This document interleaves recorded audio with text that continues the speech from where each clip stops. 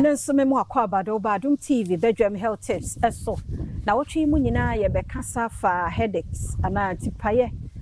so obia o mitina emia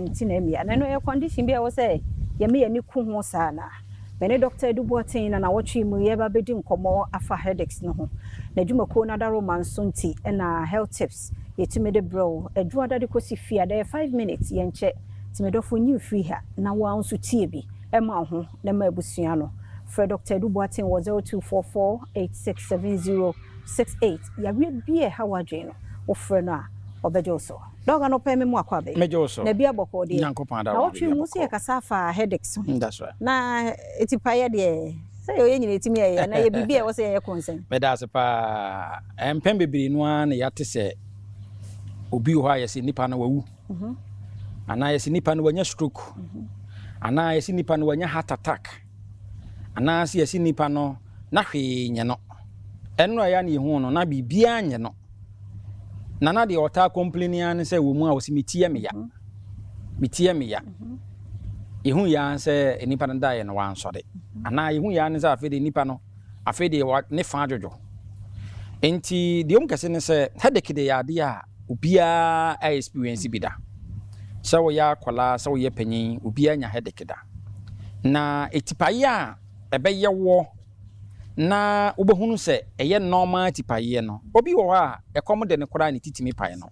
obi da na wa na yi a ne titimi paye no obi wo a na sebi wo ye stress ya ebia wo how bi da no wotete nsem bebre na ne ti etimi dwa no enti o se yetimi hunu se tipaye ben ena ye yade ena de ba ena ye tipaye ben ena ye bibi a ya ye obi akonom nsa wanom nsa wanzu anom na ade be kye na ne ti eye ne ya sa eti yade a enye yade bi na de aba no eno no eye eno no de eye o how bi a that time no enipa na komwo na di sa tipaye na ba nanso so behwe mu no yade bi a wo wiase bia one of the symptoms of yade bi a wo wiase bia no editipaye na eba na yade bia so a editipaye na eba no eso se de uti no ba bia uti ne betima paye wo ede nti obi ti betima ya ne ya na ne ti ni ya ne gyan mama so pe obi ti betima ya ne ya na tipaye ne gyan da pampam obi de gyan na ti ko obi gire no ni tipaye ne gyan ti half ni ti efa yes ena ne fa ba ko pe ene dwan ga obi de ebonku obi de nifa so obi tipaye no egina ne forehead obi de no ewo nani ene nani ase no pe ena ne ti ade ne egina obi so tipaye no epaye no aba ne kon eba ne shoulders nyina na opeja ne nsakra empeja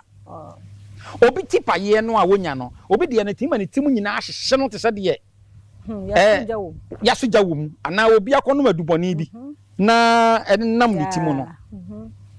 obi ti yade no ase de kuma ena ebo pa bi ko etimi affect obi ti paye no bo se na ni kura purunsuo obi ti etimi paye na na ne hwini mu nyina efiri nsuo you see enti sade we say yewo na tipaye a enye yade na de ba no the difference between tipaye a yade de ba eni tipaye anya yade tipaye anya yade bi na de ba no paye wona ade chekra unhu biem okay enu ntina omo ton nuro te se F pack ene all paracetamol ne sanama no omo advert omo ye no me no omo ya adwene pa medically no e good wo se utipaye no etoa so for enam mienu achi a ko hu doctor na kire se etipaye a eye enye yade na de ba no paye wo no a within a short time no asa etipaye no ekọ eninti yade bebre na wo ho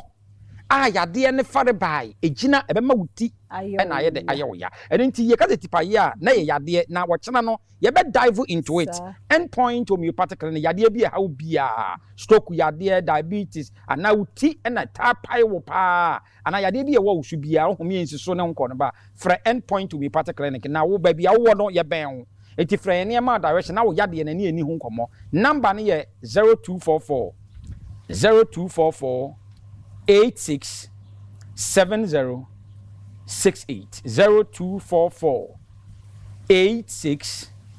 7068. Yada say Dr. Dubois na wote den kanenti na wotwe mu nkomo ye headaches. Wo hwese de wabobbo ne tofa de amaye na ochena. Nyame ya adom aka ye ho 5 minutes ye nche na ye nto aso fasedama endpoint homeopathic clinic. Number ne 0244 867068. Ochena kwa hoden ho a ebesehia.